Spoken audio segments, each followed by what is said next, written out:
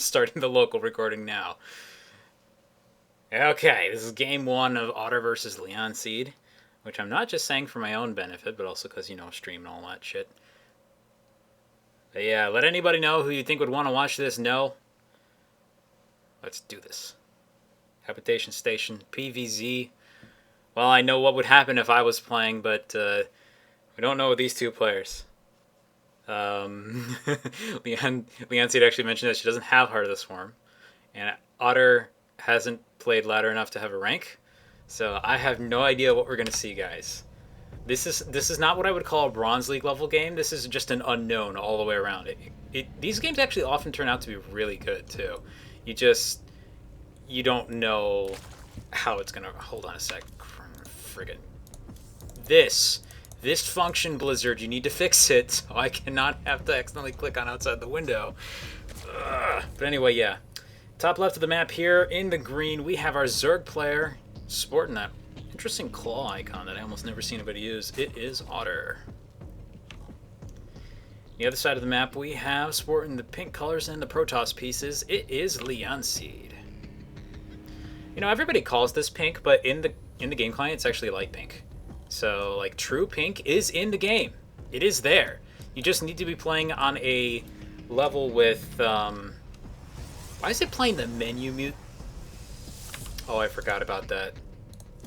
Alright, do that. That'll fix it. The Brood War soundtrack doesn't work correctly for some reason with the game heart interface. You have to go back to normal StarCraft music. There we go. Problem solved. We're fixing all the things on the fly. I'm sorry about the production values, guys. I'm having to host, cast, and be the tech guy all in one, and I have not done this in weeks, so hopefully things will solve themselves as we go here. But anyway, Habitation Station, this map, I found a lot of the time recently plays out into a Swarm Host Colossus game. Like, that's really, really, really common. But, again, with Leon Seed not necessarily knowing about that style, and Ottr, from what I've seen, tends to favor more the Ling styles. We may never even get to that phase of the game, but I would not be surprised at all. Health bars on, yeah, I tend to leave them on. I know it's not 100% perfect either way, but if they start getting in the way, I can always hit the Alt key. So it's no big deal. But so far, no crazy shenanigans going on. Easiest way to tell this anytime you're scouting a Zerg player as a Protoss, by the way, just count the number of drones you see. You don't even really need to see the pool. If you see more than 10 drones, they're not 10 pooling or lower. If you see less than 10 drones, you should be worried. Very, very worried. And depending on how many you see, that should really determine your response here. But of course, we're not looking into that right now. We have a usual, looks like a Forge Fast Expand coming out from Leon Seed here. So this is a build that is very, very good for harassing early thirds and with cannons. This also works well, obviously, on naturals if you can get away with it. Usually most Zergs will post an Overlord over here along with a drone and just kind of keep an eye on the area so that you can't get away with that. Looks like Leanne isn't actually looking for that. Looks like she's going for more of a defensive posture. Just has a probe hanging out here at the watchtower and is looking probably to get up a cannon fairly soon. So this, yeah, there it is right there. So we're not looking at anything particularly crazy going on. Both players are just going to hang back for a bit. And pretty much the next thing we're going to watch for here is the tech choice from the Protoss. That usually determines a lot of what happens moving forward. The Zerg will probably try and scout to react to that or go for some kind of 2-base all-in. It really could. Just depends on the players and what they want to do here. 2 gases already picked up from Ottr. Usually at this point we're going to see another hatchery come out. If we don't, we're going to see lots of aggression, most likely, or somebody with too much money and who's unable to do anything. Good placement of an Overlord here. You can get a good look into the base later. This is also a good position as well. Very helpful for watching that airspace and the top end of the map. Though, to be honest, I'm not sure. Yeah, that would probably be good for picking up on something like an Oracle, but it would see it probably too late to really do much about it. So it's probably more useful just for dealing with drops in general. What's going on here? Just got the Zealot hanging out at the front. For a second I thought we were seeing a situation where the probe was trying to get out and build something. It doesn't look like that's the case. A couple Lings moving out to the Watchtower. If anything, they're most likely going to clean that probe off of there. This is going to be a little bit rougher for Leonseed if she doesn't actually... or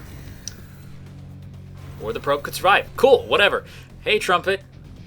Welcome to the stream. It's unfortunate that you need to go mow the yard, but don't worry. Showmatches will be going on pretty much for the next, what? I'm thinking another 7 hours on and off, so there'll be something later for you, don't worry. Bottom of the ramp here, we have these 2 Lings just hanging out to do a quick scout. Unfortunately, Ottr wasn't paying too close attention to what they were doing, so this probe is still getting a reprieve, getting to hang out with the Scanipede over here. These Zerglings are also feeling very merciful and are not going to deal with that. That's excellent for Leanne. She's going to be able to continue to just hide a proxy pylon somewhere on the map if she ever wants to do that. It looks like for the moment, though, we have just a very generic structure from the Protoss here. Grabbing a... we have the 2 gases on the high ground here. We have a Cybernetics core. We have enough gas for some kind of tech going into Twilight Stargater Robo, but it doesn't look like any of that's going to be coming out here.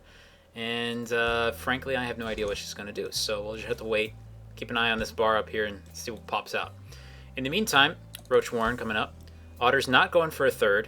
So this is going to give her a lot of money to be able to build up a quicker army. And, you know, I don't know. I mean, if Leonsi does try to go for some kind of big gateway push, what Otter's doing actually sets her up fairly nicely to deal with it. I mean, presuming the macros there. And we can see both players actually getting a little bit too rich. Not the kind of thing you want to be in a StarCraft game, but it happens. Now, when this kind of thing is happening, guys, the biggest determining fact... God, that's the luckiest probe ever. And I was just going to run into something that'll auto-attack it. Oh, unfortunate. Hopefully Leanne did actually pick up on all those Lings moving out, and yeah, I may as well grab a natural at this point. Lings are set up at the low ground here. There's no Baneling Nest or anything, so these Lings aren't really going to probably be able to accomplish much. They might run up here, poke at the front, see if they can trigger a Nexus Cannon, which doesn't look like Leon's actually going to do. Nice. Keeping calm right there. Don't want to waste that energy. Does it even have enough for it? No, it doesn't. Never mind. She could have easily tried to, and it didn't happen. But anyways, I was going to say, biggest factors for me, whenever you're watching a game where both players really do not have the most solid... macro, what's going to be the big determining factors is basically who's been more consistent on building workers, who's missed more supply buildings, and yeah, little moments like this don't help, but they're not going to be the determining factors most likely. Nice little free stalker right there for Ottr. The other thing that can come into play is upgrades. If only one player grabs upgrades and the other person forgets, that'll obviously push the game completely into a one-sided mess. But usually it's going to come down to either supply buildings or money in some way, shape, or form. Money, clearly not the issue here, unless we're talking about gas, which Otter's a little bit light on at the moment, but she's still focusing on the roaches. And okay, this is one of the exceptions to that rule, and this is we're looking at the Dark Shrine. Stealth tech, regardless of which player it's coming from, makes a huge difference in these games. It's very, very, very powerful. The question, of course, is going to be how well it can be utilized. Decent time warp here, which is going to make the Lings have a really hard time escaping if they try to move in there to engage. Actually makes this area kind of like a semi-force fielded area. Very, very difficult spot for Zerg, but we might just be seeing enough in the way of stuff here, I think, from the Protoss to just maybe hold this if it can get a little further back, if she can get a little further back down by the cannon. Now, there's no detection here with this army. So these 2 DTs can actually drive this back, but it looks as if Leanne wants to hide the fact that she has the DTs for the moment. Back home, we're not seeing any actually any detection here from Ottr. There's no proxy pylons out though.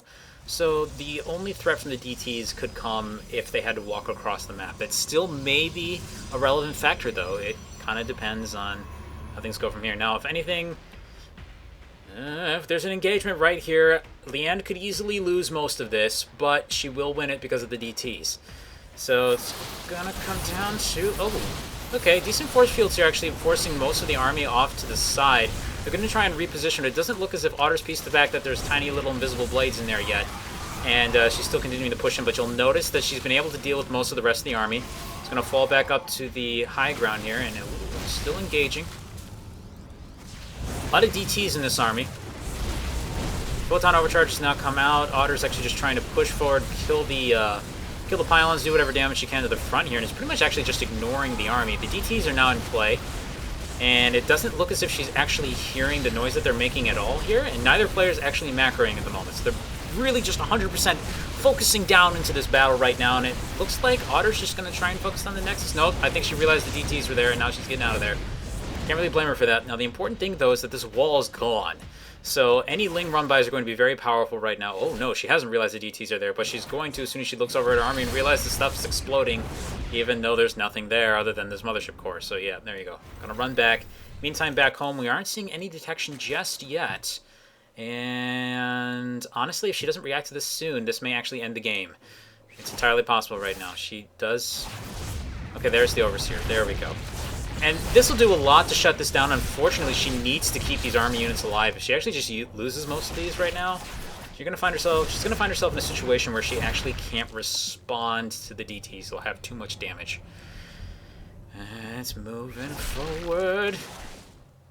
Here comes the Overseer. Unfortunately, this is another really, really frustrating situation where you have the detection. Now you can see the DTs, but you can't kill them. So 5 DTs, by the way, have a ridiculous damage output. They will kill this. They will kill this hatchery and anything else that's still here. Probably before the roaches even hatch. So down goes the hatchery, but there's more than enough defenses up here to actually deal with the DTs. And unfortunately, you'll notice that the Protoss is still not rebuilding their wall back here, not repowering the cybernetics core, not building any other gateways, and not warping anything out of them. So Lianseed has actually focused her entire mind down to these DTs. These DTs are the entire game right now. Where's the detection? No, the detection's not with the army. The army needs to get out of there. Detection, come back. Come on, detection. Oh, I can hear the sounds of battle. Detection. Oh, that's not good. Well, alright guys. It seems like Ottr's panicking a little bit here. She's got what she needs to deal with this, but she's forgetting to put it in the army. She's building another one. Okay, that'll work too. Another little bit of detection comes out here. Is going to start working its way down to the other Overseer. Looks like she might lose the other hatch. No, whoa. The roaches are all so badly damaged that they actually just get obliterated. Oh, man. Come on, Overseer. Click on the mothership core and follow it around. Oh man, this could be really bad. So up to this point, because Lian is not microing at all behind this, it's actually possible for Ottr to survive. And now she's losing so much. She's lost basically all of her workers. She's down to 0 drones. She's gonna be able to probably kill the DTs. Probably if she focus fires. There you go. Wait, who wins? 2 DTs or 2 roaches? I've never checked that. There's more DTs though. Okay. Another DT up there. Hasn't killed that roach yet. Remember, Ottr has a pretty huge bank. She can actually pour all of her money into Zerglings right now. Still make something happen, but unfortunately there's nothing to deal with. There's nothing to deal with this. They're gonna lose the lair. Oh, it's a GG. Oh, okay. Well, yeah. Like I said, guys, stuff like this comes into play a lot. It's not usually the DTs, but it happens.